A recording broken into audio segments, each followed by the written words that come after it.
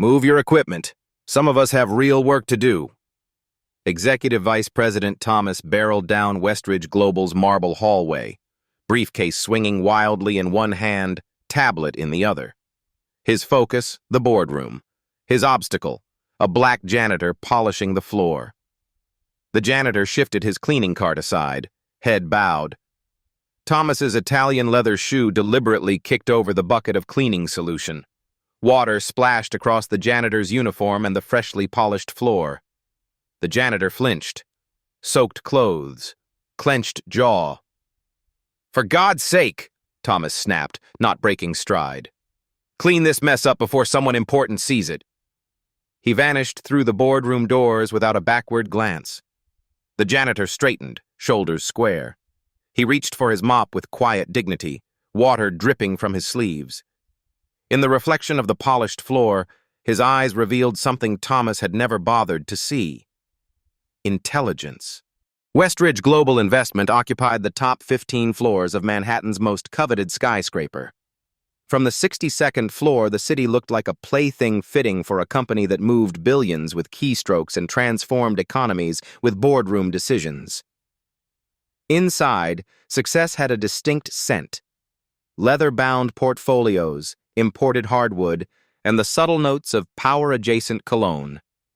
The aesthetic was meticulously curated. Glass walls for transparency, ergonomic furniture for efficiency, abstract art for culture. Even the lighting adjusted throughout the day to optimize productivity. The East Wing housed the executive offices, where conversation volume never exceeded a controlled murmur, and doors closed with engineered precision. Here, pedigree mattered. Employees wore their credentials like Armor Harvard MBAs, Wharton PhDs, legacy names that opened doors before knuckles hit wood. In the West Wing's central hub, 30 analysts hunched over 6 screens each, tracking global markets. During trading hours, this room pulsed with the rhythm of capitalism, frantic keyboard clicks, urgent phone calls in multiple languages, the occasional sharp inhale when millions shifted in seconds. The company motto gleamed in brushed steel letters behind reception. Excellence without exception. For those carrying the right business cards, Westridge offered everything. Catered lunches, on-site dry cleaning, car services that materialized with a text. For those who served these executives, the cleaning staff, security personnel, kitchen workers, Westridge was another world entirely. They moved through service corridors, took separate elevators, entered before dawn and left after dark. Their uniforms designed to blend with walls, their voices trained to minimum volume. They were infrastructure, not people visible only when something went wrong. In this ecosystem of calculated worth, value was measured in credentials, connections, and contribution to the bottom line. David Mensah arrived at Westridge Global at 4:30 each morning, 90 minutes before his shift officially began. The pre-dawn quiet allowed him to read in the empty break room reserved for maintenance staff, a windowless space a quarter the size of the executive lounge. At 58, David moved with the measured precision of someone who had spent decades making his presence minimal. His maintenance uniform hung perfectly pressed despite its age, his shoes polished despite their wear. The name badge pinned to his chest read simply, David in block letters. No last name, no title, just functional identification. David had been at Westridge for 7 years. In that time, he'd memorized the floor plans, learned which executives worked latest, which analysts left the most mess, which assistants acknowledged his existence with a nod or smile. He'd developed a mental map of the building's moods and rhythms. He cleaned the CEO's office last each night after her assistant had gone home. He'd observed the books on her shelves, economic theory, biographies of innovators, global policy analyses, all in pristine condition. Sometimes he'd notice a page corner turned down, a subtle clue about what occupied her mind. What none of the Westridge employees knew. Before cleaning their coffee spills and emptying their trash, David had been Dr. David Mensah, professor of comparative linguistics at the University of Ghana. He'd published 3 books on West African language preservation. He'd lectured at Oxford and the Sorbonne. Political upheaval had forced him to flee with little more than his life. His credentials questioned, his experience dismissed, his accent a barrier. After 2 years of application rejections, David had taken the only job available night custodian at Westridge Global. Now he moved invisibly through the company's spaces, listening to executives discuss global markets in the languages he spoke better than they did. He recognized their mispronunciations of foreign client names but never corrected them. He simply cleaned around them, beneath them, after them, his knowledge as invisible as he was. Alexandra West became CEO of Westridge Global at 42, the youngest in the firm's history and its first woman in the role. 3 years later, she'd increased the company's value by 31% and expanded its reach into 17 new markets. She arrived each morning at precisely 7 o'clock a.m., impeccably dressed in tailored suits that communicated authority without apology. Her dark hair cut in a precise bob that required minimal maintenance. Her only jewelry, a platinum watch inherited from her grandfather, the company's founder. Alexandra's office occupied the northeast corner of the 62nd floor, offering dual views of the city and the Atlantic beyond. Unlike the glass-walled spaces of other executives, her office featured actual doors and walls. Inside, the aesthetic was minimalist. White surfaces, clean lines, nothing unnecessary. Employees called her AW behind her back, some claiming it stood for always watching, others for actually winning. She had a reputation for impossible standards and photographic memory. She remembered every mistake, every success, every promise made. Employees both feared and revered her. What they didn't see. Alexandra stayed until midnight most days, reviewing reports others considered unimportant. She remembered birthdays and personal crises her executives mentioned in passing. She donated 40% of her salary anonymously to education initiatives in underserved communities. Alexandra had fought her way up through an industry that still considered women temporary inconveniences. She'd endured harassment, sabotage, and countless moments when men repeated her ideas to applause minutes after she'd suggested them to silence. She'd built armor around her self-efficiency as protection, excellence as proof, results as vindication. But that armor had become so seamless, so perfect, that few remembered there was a person inside it. Tuesday evening, 7:42 p.m. Alexandra walked briskly through the East Corridor, reviewing quarterly projections on her tablet. Most offices stood empty, analysts gone home or escaping to nearby bars. She preferred these hours-quiet spaces for clear thinking. The sound stopped her mid-stride. A voice speaking rapid, fluent Italian floated from the conference room she'd just passed. Not the halting textbook Italian of her international finance team, but the melodic, confident flow of a native speaker. Certamente, signor Rossini. Comprendo perfettamente la situazione. Le assicuro che il trasferimento sarà completato entro domani mattina. Alexandra paused, tablet forgotten. The Italian client Rossini was notoriously difficult. He'd rejected 3 Westridge representatives already, complaining about their inability to truly understand his concerns. She stepped back, peering through the partially open door. David, the janitor, stood with phone pressed to ear, dust cloth in hand, speaking with perfect inflection. He nodded as though the person could see him, his free hand gesturing emphatically in a distinctly Italian manner. Naturalmente, discuteremo I dettagli dopo il trasferimento. La sua soddisfazione è la nostra priorità. He switched seamlessly to English. Mr. Rossini, I'll make sure your message reaches the appropriate department immediately. Is there anything else I can assist with tonight? Alexandra remained frozen, watching as David listened intently, then responded with a warm, Grazie mille, signor Rossini.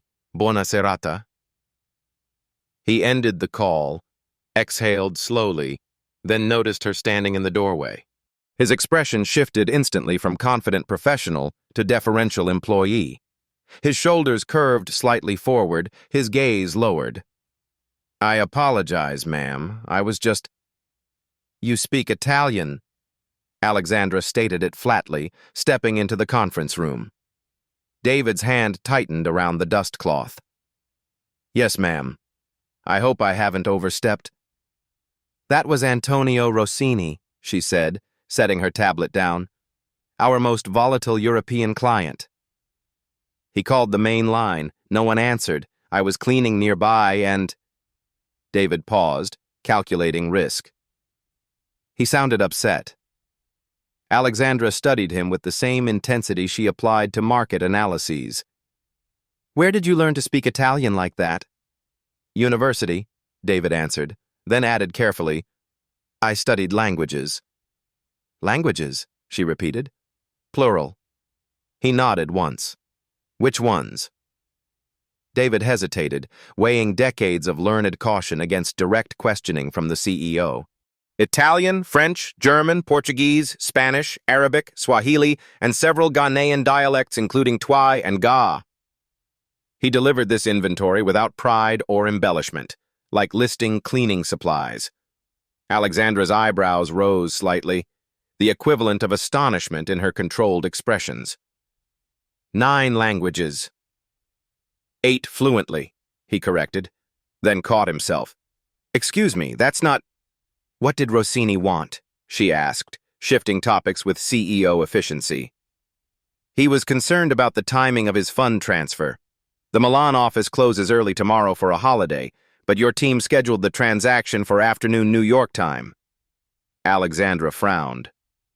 "No one mentioned this." "He said he's been trying to reach someone for 2 days." She pulled out her phone, typing rapidly. "What solution did you offer him?" David blinked, surprised by the question. "I told him we'd complete the transfer by 9 a.m. our time, which would reach Milan before their 3 p.m. closure." "And he accepted this?" "Yes. He seemed quite relieved." Alexandra finished her message and looked up. For the first time, she truly looked at him, not as furniture or function, but as an individual. "You've worked here how long?" 7 years, next month." "Always as maintenance staff?" David's expression remained neutral, but something flickered behind his eyes. "Yes." She studied him a moment longer. "Thank you for handling Rossini. That was unexpected." David nodded once, returning to his invisible status. "Will there be anything else, Ms. West?" The question hung between them, laden with unspoken meaning. Would she acknowledge what just happened, or would they both pretend it never occurred? Alexandra made quick decisions. It was her trademark. "There will be, but not tonight." She picked up her tablet. "What's your full name?" "David Mensah." She nodded once, committing it to memory. "Good night, Mr. Mensah." As she walked away, David resumed cleaning, his movements as precise as before. But something had shifted in the building's carefully structured hierarchy, a small crack in the foundation that separated those who made decisions from those who emptied their trash. Neither knew exactly what would come next, but both recognized that something irreversible had just occurred. Alexandra sat in her office at 5:30 a.m., 3 espressos into what would be a long day. On her screen, David Mensah's employment application from 7 years ago. Education, Bachelor's in Linguistics, University of Ghana. Previous employment, building maintenance, clerical assistant. Nothing that explained flawless Italian or the confidence to handle an irate billionaire client. Her intercom buzzed. "He's here, Ms. West." David entered her office, his posture suggesting he'd been called in for termination rather than conversation. "Please sit." Alexandra gestured to the chair across from her desk. He sat at the edge, back straight, hands resting lightly on his knees. "Your employment application is incomplete," she said without preamble. "I provided all requested information," he replied carefully. "Bachelor's degree in linguistics." She looked at him directly. That doesn't explain your language proficiency or how you managed Rossini better than my international client team. David remained silent, weighing options.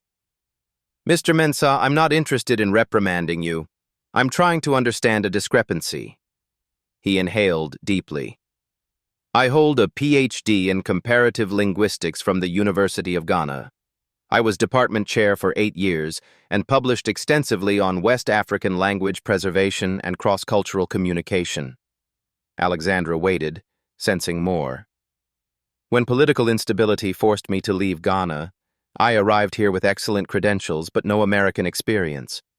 My applications for academic positions received no responses. My publications were dismissed as regional rather than global in significance. His voice remained measured, factual rather than bitter. After 2 years of rejections, teaching positions, translation services, even entry-level corporate roles, I needed stability. This position was available. You've been overqualified for 7 years, Alexandra stated. David met her gaze. I've been employed for 7 years. My family has had an apartment, food, medical care. My daughter graduated college last spring. Those aren't small things, Ms. West. Alexandra nodded once, understanding the calculation. Success looked different depending on where you stood. Thank you for your honesty. She made a note on her tablet. That will be all for now. David stood, invisible again, and left her office.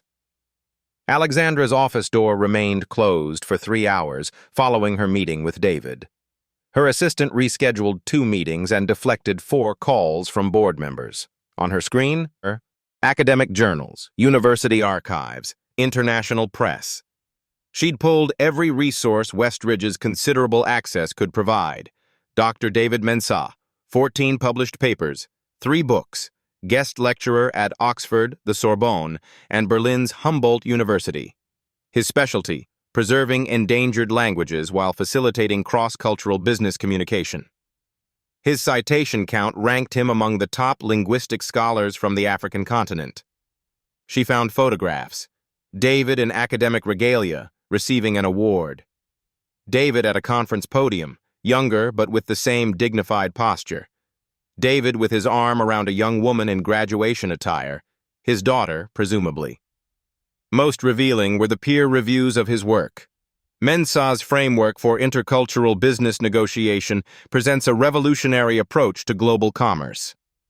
His analysis of subtle linguistic markers in diplomatic discourse should be required reading for international relations students. Alexandra checked the political timeline. The coup in Ghana had forced thousands of academics and professionals to flee. Many, like David, had discovered their credentials suddenly worthless in new countries. She picked up her phone. Get me James in HR. 20 minutes later, her screen displayed David's personnel file. Perfect attendance, no complaints, 3 commendations for going beyond expectations, all from middle managers who'd noticed him solving problems outside his job description. His supervisor's annual reviews, competent, thorough, keeps to himself. The system had worked exactly as designed, keeping David precisely where he'd been placed, regardless of his capabilities. No mechanism existed to identify talent in unexpected places. Alexandra leaned back, fingers drumming against her desk. Westridge prided itself on optimizing assets, on recognizing undervalued opportunities before competitors. Yet they'd had a world-class linguist cleaning their bathrooms for 7 years while paying external consultants millions for language and cultural expertise. The irony wasn't lost on her. The waste of human capital wasn't acceptable, but the solution wasn't simple. A direct promotion would face resistance. The same barriers that had kept David invisible would fight to maintain the status quo. She needed a strategy. The evening skyline glittered through Alexandra's office windows as she paced, dictating notes to her personal recorder. Options for Mensah situation. 1. Create new position. Director of Multilingual Client Relations. Requires board approval. Raises questions about qualification verification. Potential perception of favoritism. She paused, considering. 2. outsourced to him as consultant, maintains current employment while utilizing skills, avoids internal resistance but perpetuates system that undervalues him, ethically questionable. She stopped at the window, watching lights flicker across the city.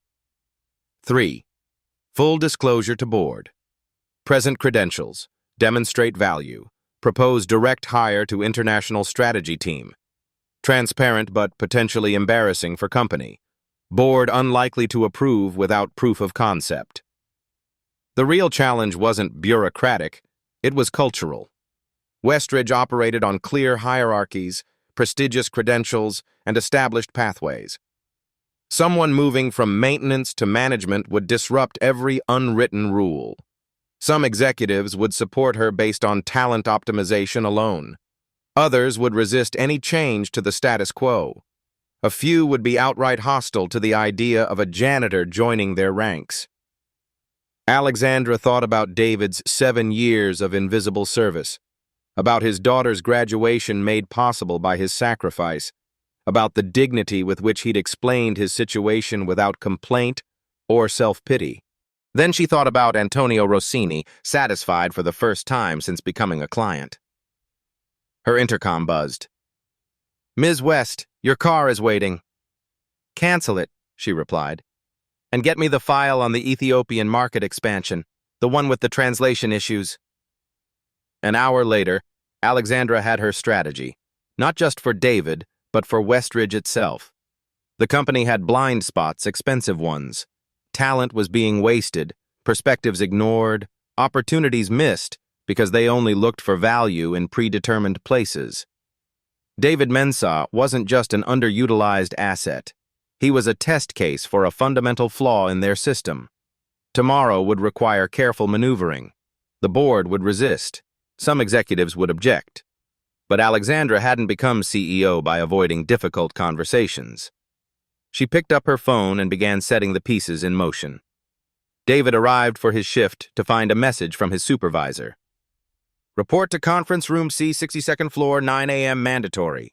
His stomach tightened. 28 years of professional experience as professor and janitor both had taught him to recognize when systems were preparing to remove inconvenient elements. He'd spoken too freely to the CEO, revealed too much, handled a client without authorization. Any company would see these as boundary violations, regardless of the positive outcome. He changed into his cleanest uniform, polished his worn shoes one final time, and prepared arguments for keeping his position. Jobs were scarce. His daughter's graduate school tuition was due next semester.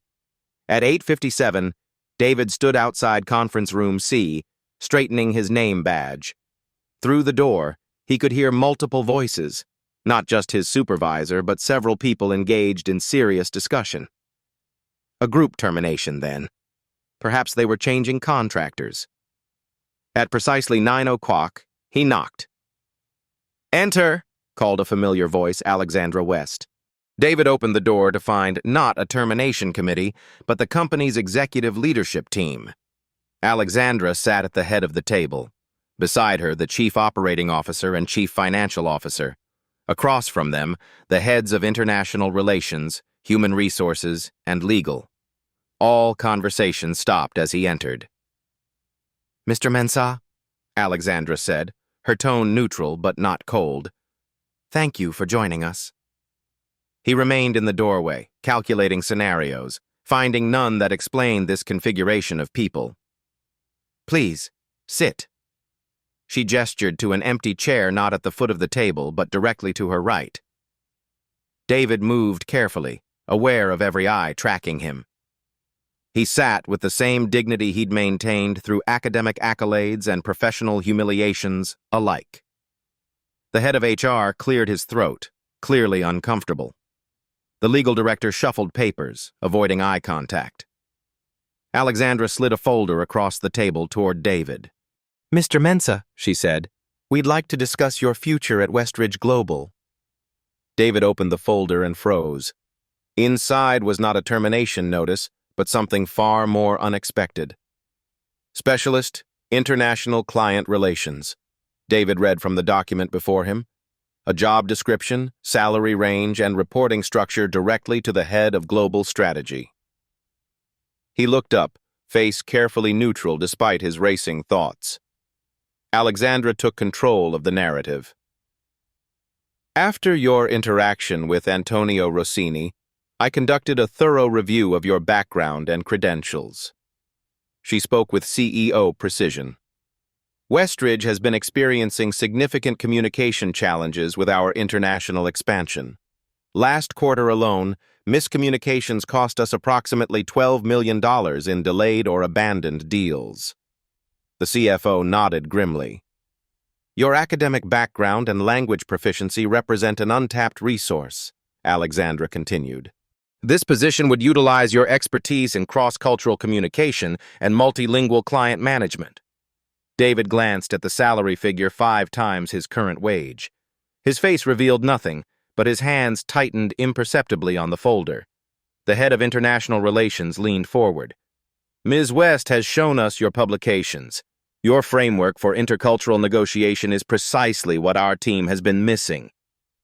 The position would include developing training for our global teams, Alexandra added. We've relied too heavily on external consultants who lack your practical experience. David looked around the table, reading the executive's expressions. The COO seemed cautiously optimistic. The legal director, concerned about precedent. The HR director, visibly uncomfortable with this deviation from standard hiring practices. This is unexpected, David said finally. For all of us, the HR director muttered. Alexandra shot him a silencing glance before turning back to David. We recognize this is unconventional. You would be transitioning across departments in a way that doesn't typically occur at Westridge. The understatement hung in the air. Why now? David asked directly. My credentials have been on file for 7 years. A moment of uncomfortable silence fell across the table. Because no one looked, Alexandra answered with brutal honesty. Our systems are designed to identify talent in expected places, not to recognize it where we don't anticipate finding it. That's a failure I intend to correct. She placed another document on the table. This is a broader initiative to identify underutilized talent throughout the organization. You would be the first case, but not the last. David studied her carefully, searching for hidden motivations, charity, publicity, tokenism. He found none in her direct gaze. I'll need time to consider this offer, he said finally. Alexandra nodded. Of course. We'll need your decision by Friday. She stood, signaling the meeting's end. And Mr. Mensah, regardless of your decision, your current position remains secure. It was the assurance he needed most, and the one that made him seriously consider saying yes. David found a quiet corner in the building's atrium during his lunch break, phone pressed to his ear. It's a genuine offer, Nana, he explained to his daughter. Director-level position. The salary would cover your graduate studies without loans. Her voice crackled through the connection. It sounds amazing, Dad. But why now? After 7 years? The question echoed his own doubts. The CEO discovered my background accidentally. She seems sincere about wanting my expertise. Or she wants to parade you around as their diversity success story, Nana replied, her tone sharpened by years of watching her father's struggles. The brilliant African janitor they discovered and rescued. David sighed. His daughter's skepticism was well-earned. He'd taught her to recognize savior narratives and tokenism, perhaps too well. I haven't accepted yet, he said. I'm still considering. What's holding you back? David watched Westridge employees hurry through the atrium, none glancing his way. For 7 years, he'd been furniture in their world. How quickly would that change if he suddenly sat in their meetings? I'm not interested in being anyone's symbol, he said finally, or their exception. And if it's a genuine opportunity, then I'd be a fool to reject it. David checked his watch. My break's ending. I'll call tomorrow. He returned to his cart, decision still unmade. "This is highly irregular, Alexandra." Board Chairman Wilson leaned back in his chair, making no attempt to hide his displeasure. 4 other board members attended this emergency meeting, called specifically to discuss the Mensah situation. Alexandra remained standing, command posture intact. "Irregular but necessary. We've been paying consultants millions for expertise we already had in-house." "There are proper channels," Wilson countered. "Job postings, interviews, competitive assessments. You've bypassed all of them." "He's been through more assessment than anyone in this building," Alexandra replied. 7 years of daily evaluation with his advanced capabilities unrecognized. Marcia Chen, head of talent acquisition, interjected. "With respect, Ms. West, this creates a problematic precedent. We have protocols to ensure qualified candidates are properly vetted. The same protocols that failed to identify Dr. Mensah's qualifications for 7 years?" Alexandra's tone remained measured. "Those protocols need revision." Wilson's expression hardened. "We can't have every maintenance worker expecting executive positions because we made an exception once." "This isn't about maintenance workers," Alexandra said, her patience thinning. "This is about a specific individual with specific qualifications that directly address a specific business need." "Then he can apply through proper channels like everyone else," Wilson insisted. Alexandra placed a folder on the table. "These are the transcripts from 4 failed negotiations with our Ethiopian partners. Our team missed critical cultural contexts that Dr. Mensah identified immediately upon review. This deal represents $40 million in potential revenue." Silence fell as board members examined the documents. "I'm not asking for charity," Alexandra continued. "I'm addressing a business problem with available resources. The fact that those resources have been incorrectly categorized is our failure, not his." Board member Jacobs, usually silent, spoke up. "A trial period might be appropriate. 3 months, with clear performance metrics." Alexandra nodded. "Reasonable." Wilson wasn't satisfied. "And if this experiment fails?" "Then we've lost nothing except the opportunity to admit we were wrong," Alexandra replied. "But I suspect the only failure will be our inability to recognize how much talent we've been wasting." She gathered her materials. "Unless there are further objections, Dr. Mensah begins his new role Monday." The silence that followed wasn't agreement. It was reluctant acquiescence. For now. David felt the atmosphere shift the moment he entered wearing business attire instead of his maintenance uniform. The security guard, who'd barely nodded at him for 7 years now, looked twice, confused. The receptionist, who'd never acknowledged him, stumbled through a greeting. "Mr. Mensah, your office is ready," said the assistant who'd been sent to escort him. "This way, please." As they walked through the analyst floor, conversations paused. Heads turned. Whispers followed. "That's him. Janitor yesterday, director today. Must know something about someone." Affirmative action gone wild. West's pet project. David kept his expression neutral, back straight, pace unhurried. He'd faced academic colleagues who questioned his place at international conferences. He'd endured immigration officials who doubted his credentials. This was just another version of the same resistance. His new office, modest but private, overlooked the eastern part of the city. On his desk, a computer, a stack of client files, and a handwritten note from Alexandra. "Talent finds a way. Welcome to the team." By noon, 3 scheduled introductory meetings had been postponed. By 2, he'd received 15 emails, all automated system notices, none from actual colleagues.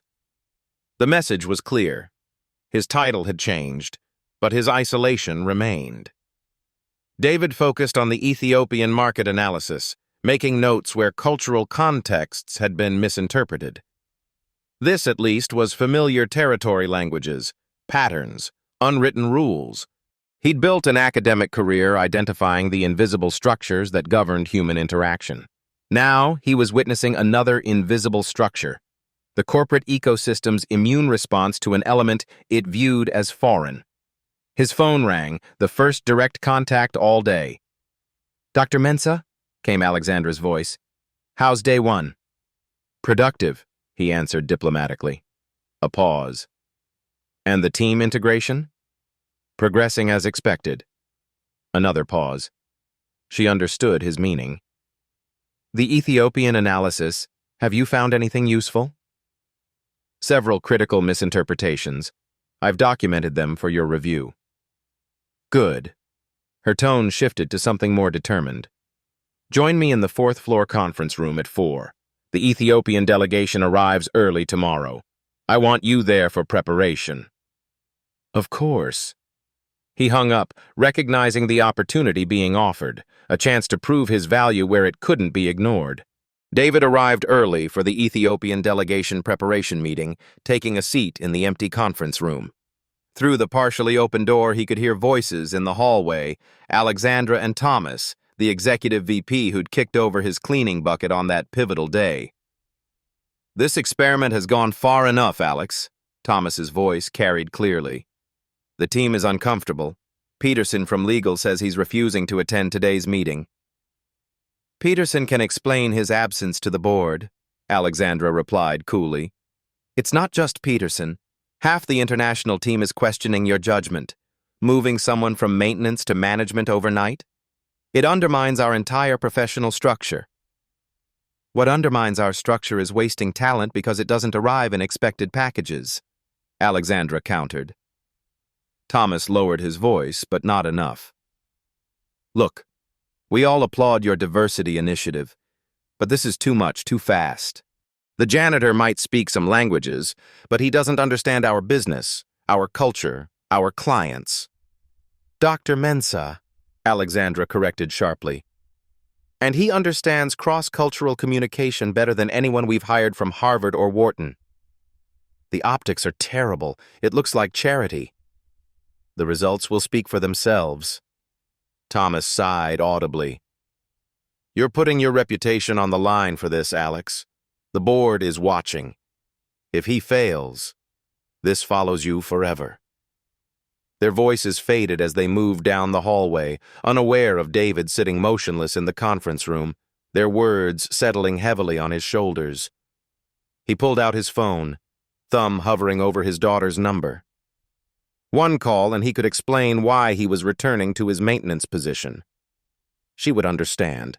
She'd probably even applaud the decision to reject tokenism. 7 years of invisible service versus becoming a corporate experiment. 7 years of certainty versus becoming Alexandra West's potential career liability. He stared at the Ethiopian market analysis he'd prepared, corrections marked in precise notes, cultural contexts explained, negotiation strategies outlined, work that mattered, work he was uniquely qualified to do. His thumb moved away from the call button. Instead, he straightened his tie, arranged his documents, and prepared to face whatever resistance entered the room. Alexandra had taken a risk on him. He would not prove her wrong. The next morning, Westridge's main conference room hummed with tension. The Ethiopian delegation, 5 men in impeccable suits, sat on one side of the polished table. Westridge's team, led by Alexandra with Thomas and 3 department heads, occupied the other. David sat slightly apart, present but peripheral. 2 hours into negotiations, progress had stalled completely. "With respect, Mr. Desta," Thomas said, frustration bleeding through his professional veneer, "our proposal addresses all your stated concerns about market entry and regulatory compliance." Tadesse Desta, the Ethiopian finance minister, smiled politely. "Your proposal is thorough. However, we have reservations." Alexandra glanced at David, who had been silently observing. A subtle nod. "Minister Desta," she said, "perhaps you could elaborate on these reservations? We're committed to finding solutions." The minister exchanged glances with his colleagues. "Your company proposes entering Addis Ababa with your standard Western European operational model. This suggests limited understanding of Ethiopian business culture and local market dynamics. We've conducted extensive market research, Thomas interjected. Our model has proven successful across diverse economies. Minister Desta's smile remained fixed, but his eyes cooled. Indeed. Yet your materials repeatedly reference East African approaches as though Tanzania, Kenya, and Ethiopia share identical business practices. He stood abruptly. Perhaps Westridge isn't the partner we'd hoped for. We have other meetings today. The Ethiopian delegation began gathering their materials. Alexandra maintained her composure as years of relationship building collapsed, millions in potential revenue evaporating. Board members would use this failure against her and against David, whose expertise hadn't even been utilized. Thomas shot her a look that clearly said, "This is what happens when you change the system." The delegation moved toward the door. "Minister Desta," Alexandra said, rising, "before you leave, I'd like to introduce someone." The minister paused, courtesy briefly overriding his decision to depart. "This is Dr. David Mensah, our Director of International Client Relations. He has some thoughts on our approach that you might find relevant." All eyes turned to David. The Westridge executives watched with skepticism, the Ethiopian delegation with polite impatience. 7 years of invisibility dissolved as David stood, straightened his tie, and addressed the minister in flawless Amharic. "Tena Yistiling, Minister Desta," David began, his Amharic flowing with natural cadence. "I believe we've misunderstood fundamental aspects of your concerns." The Ethiopian delegation froze, surprise registering across their faces. David continued in Amharic, gesturing respectfully toward the minister. "Westridge has approached this partnership through a Western lens, focusing on metrics and models rather than relationships and regional understanding." Minister Desta responded in his native language, expression shifting from diplomatic withdrawal to genuine engagement. The conversation flowed rapidly between them, punctuated by occasional nods of understanding.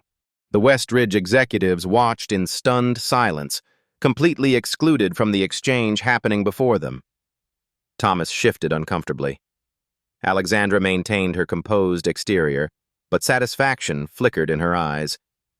After several minutes, David switched seamlessly to English. "Minister Desta has graciously explained their specific concerns. With your permission, Ms. West, I'd like to address them directly." Alexandra nodded. "Please proceed, Dr. Mensah." David turned to the conference room screen, pulling up Westridge's proposal. "Our approach fails to recognize 3 critical elements of Ethiopian business culture. First, the proposal suggests implementing our system within local networks rather than adapting to existing structures." He highlighted specific sections, explaining the cultural missteps embedded in the seemingly neutral language. Second, our timeline ignores the relationship-building phase essential to Ethiopian business partnerships. And third, our materials reference collective African or East African practices in ways that signal cultural ignorance. Minister Desta nodded approvingly. "Dr. Mensah understands the subtleties we found concerning." David turned to Alexandra. "With your authorization, I'd like to suggest modifications that would address these issues while maintaining Westridge's core objectives." "Proceed," she said simply. For the next 40 minutes, David reconstructed the proposal in real time, consulting with both the Ethiopian delegation and the Westridge team. He navigated cultural nuances with academic precision and practical insight, finding compromise points invisible to those without his specific expertise. When he finished, Minister Desta smiled genuinely this time. "This demonstrates the understanding we seek in a partner. I believe we can move forward on these terms." The tension dissolved from the room. The Ethiopian delegation retook their seats. Negotiations resumed with new energy. Thomas stared at David with reluctant reassessment. The department heads whispered among themselves, recalculating their judgments. Alexandra simply watched, her expression unchanged, but her posture slightly more relaxed. As the meeting concluded successfully 2 hours later, Minister Desta approached David. They spoke briefly in Amharic before the minister turned to Alexandra. Ms. West, we are impressed with Westridge's commitment to true cross-cultural understanding. Dr. Mensah's insights have transformed our perspective on this partnership. He shook her hand firmly. We look forward to finalizing the agreement tomorrow. After the delegation departed, silence fell over the conference room. The Westridge executives looked at David differently now, not as a janitor in business attire, but as a colleague who had salvaged a critical deal.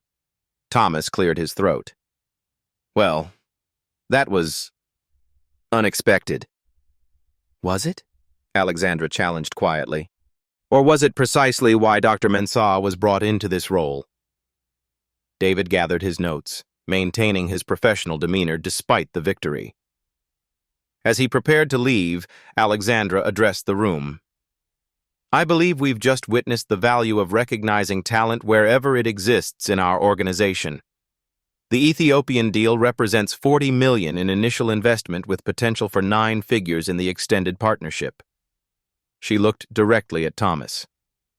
I'd call that a successful experiment. No one disagreed. No one could. 1 week later, Alexandra stood at the podium in Westridge's main auditorium. The quarterly all-hands meeting had reached its final agenda item. Strategic Initiative Announcement.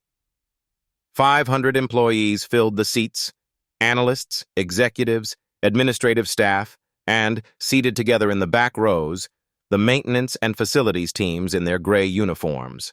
David sat in the front row, now dressed like the executives, but still carrying himself with the same dignified reserve.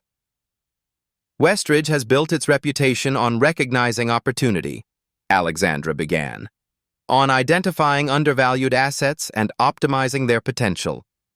Typically, we apply this philosophy to markets and investments. Today, we're extending it to our most valuable resource, our people.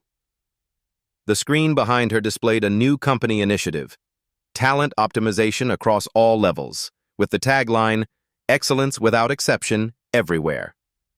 Last week, Westridge secured a historic partnership with the Ethiopian Finance Ministry, opening unprecedented access to emerging East African markets. This $40 million initial agreement has potential to reach 9 figures within 3 years. Murmurs spread through the audience. The deal had been rumored, but not confirmed. This partnership was secured through the direct intervention of Dr. David Mensah, our new Director of International Client Relations. All eyes turned to David.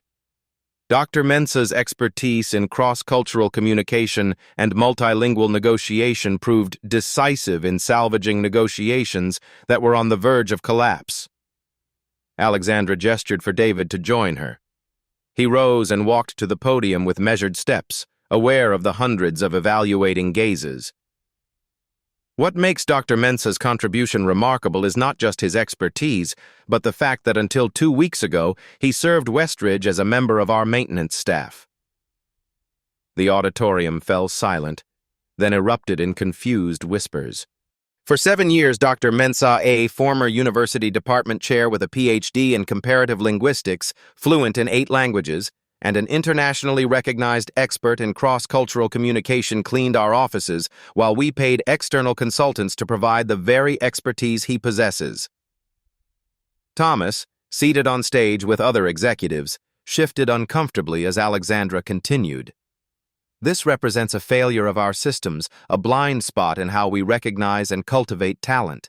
Starting today, Westridge is implementing a company-wide talent assessment initiative focused on identifying capabilities throughout our organization, regardless of current position or background.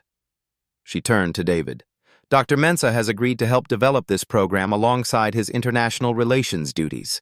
David stepped forward to scattered, uncertain applause that gradually strengthened as the maintenance staff in the back rose to their feet, their ovations spreading forward until the entire auditorium stood. On stage, even Thomas joined the standing ovation, his reluctant clapping acknowledging the undeniable. Excellence had been present all along, just not where anyone had bothered to look. 3 months after the Ethiopian deal, subtle changes rippled through Westridge Global. The maintenance staff now attended morning briefings, contributing operational insights previously ignored.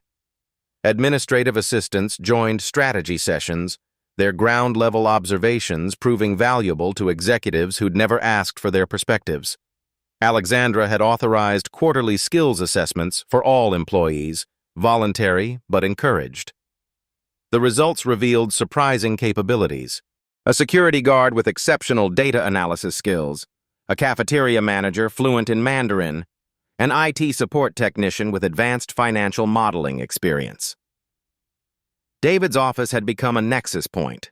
Employees from all levels sought his advice, not just on language or cultural matters, but on navigating the company's changing dynamics. On a Tuesday morning, he looked up to find Thomas lingering in his doorway. "Do you have a moment, Dr. Mensah?" David gestured to the chair across from his desk. "Of course." Thomas sat, visibly uncomfortable. "The Beijing negotiations are next week. My team has prepared extensively, but—" He hesitated. "I've been advised that my approach to Chinese business culture may be outdated." "By whom?" "Liu, from the maintenance team. He suggested I speak with you." Thomas cleared his throat. Apparently, he has family connections in Chinese manufacturing that give him particular insight. David nodded, noting the significance. Thomas consulting a janitor's recommendation. "I'd be happy to review your materials," David offered. "And perhaps Liu could provide additional perspective. His regional knowledge would complement my linguistic analysis."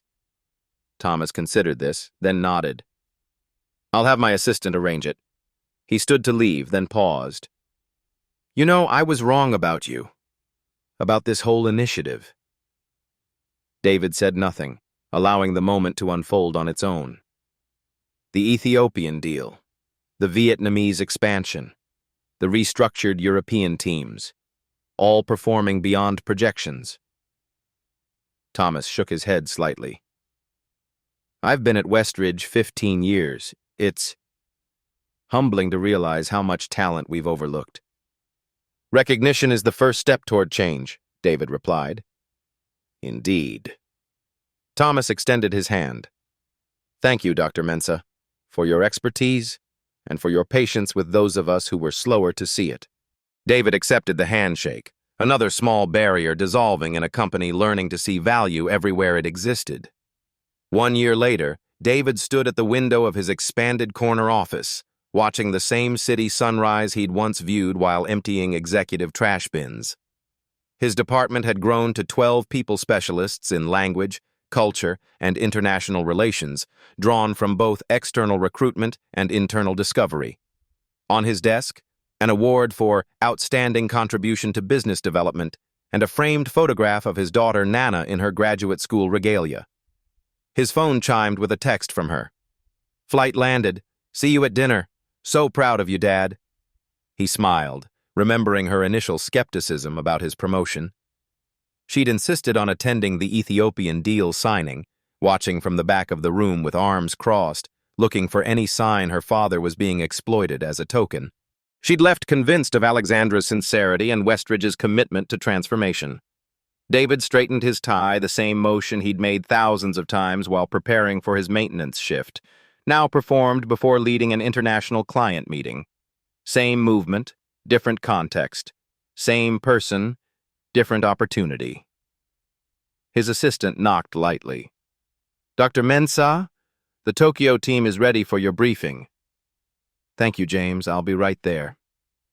He gathered his materials, moving with the same careful dignity he'd always possessed, now finally visible to everyone around him. The Westridge lobby had been redesigned. Where once a stark corporate logo dominated, now a glass wall displayed a new mission statement. "Excellence exists everywhere. Our success depends on recognizing it."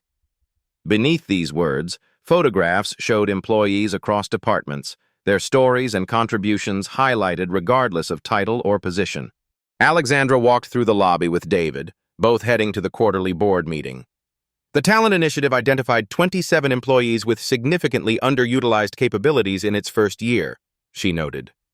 3 executive-level promotions, 9 management transitions, 15 specialists placed in roles aligned with their skills. And retention improved 18%, David added. People stay where they're valued. They paused before the display, where a photograph showed David in his new role alongside an image of him in his maintenance uniform, a deliberate reminder of the company's awakening. Some still see it as a publicity stunt, Alexandra admitted, and others see possibility where they never did before, David countered. Both maintenance staff applying for skills assessment and executive requests for cross-departmental consultation have tripled. Alexandra smiled slightly. The most valuable assets are often hidden in plain sight. The question is, David replied, are we willing to truly see what's right in front of us? If this story resonated with you, take a moment to consider. Who in your life might be overlooked despite their extraordinary talents? Who deserves recognition that the world has failed to give? Like this video, if you believe in the power of seeing people for who they truly are, not just the roles they've been assigned. Subscribe to PAP Stories for more stories that challenge perceptions, celebrate hidden excellence, and inspire real change in how we value human potential. Remember, brilliance doesn't always wear a suit. Sometimes it carries a mop. The question is, are you ready to truly see what's right in front of you?